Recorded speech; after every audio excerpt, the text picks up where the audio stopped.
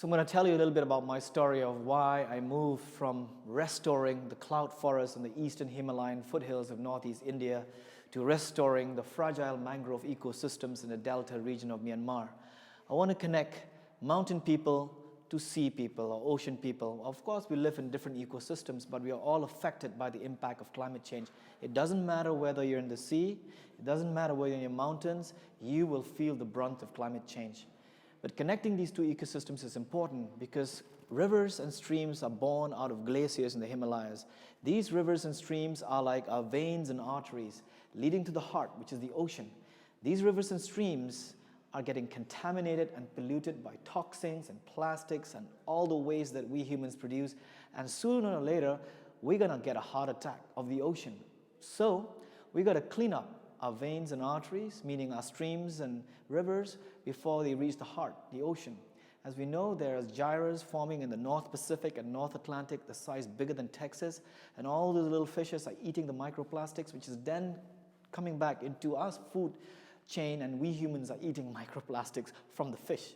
So we are all going to die of cancer anyway. So if we want to stop that, we need to take care of where things happen at the source, and source means at rivers and streams.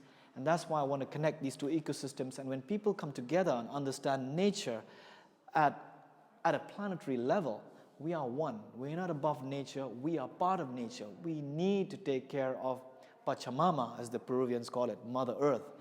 So having said that, I journeyed from the mountains of northeast India to the delta of Myanmar. And over the last 2 years, we've planted 2 million mangrove trees with 200 women and men from fishing communities on the delta region, hence creating a natural green barrier that can prevent storms, flood surges, tsunamis, improve fish stocks for them.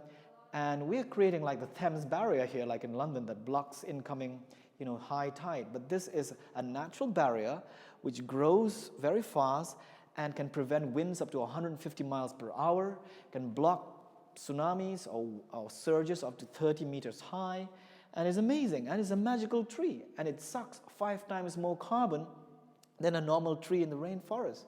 And it's very efficient to grow these mangrove trees because they grow so fast. But there are 65 varieties in Myanmar alone, and each of them have got medicinal purposes. You can create food, so they address nutrition. Just multiple benefits.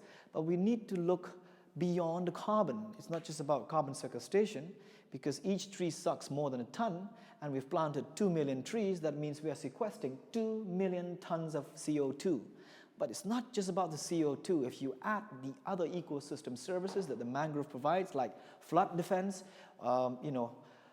storm defense, fisheries, regulation of water, of tide, it would go to the billions. The United Nations Environment Program did an economic analysis of the mangroves in the west of Africa for the services they provide to those West African countries.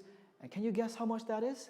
$66 billion that the mangrove forests provide as a shield to those countries. That comes from all the services that the mangroves provide, from water to carbon sequestration, to food, to fisheries, to flood defense, to storm defense, and preventing loss of lives in the future, and medicinal purposes, everything. So we have to look beyond the carbon here, guys. It's about lives, it's about infrastructure, livelihoods, and it's about educating the next generation to take care of these fragile marine ecosystems for generations to come.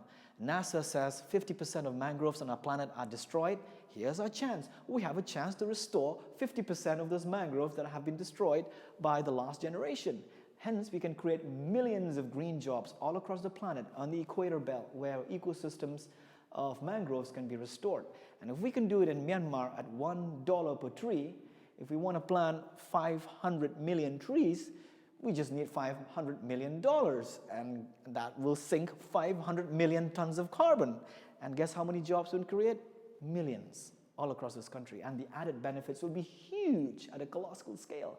Now we can talk to the people with the finance. Now we can talk to the banks. Now we can talk to the insurance companies. Hey guys, you want to build $1 million house next to your beach? Forget about it, because you're going to be flooded. How about planting some mangroves instead? You're going to win, because you don't have to cover for insurance anymore, because those houses and those coastlines will be protected.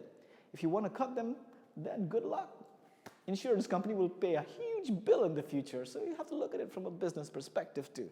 And of course, loss of livelihoods, loss of buildings. And you know, Miami is one of the city in the world that's #1 that could be impacted from sea level rise. And they've chopped down all their mangroves. So Florida has to restore its mangroves. And when the storm hit, Louisiana, they didn't have any more mangroves. They don't have any more shields. That's why so much damage occurred. Had they left their mangroves intact, they would have prevented the flood defense. They would have prevented the storms. But it's too late. Now they need to restore the ecosystems because that's the only way they can prevent future storms from hitting them so hard. That's it.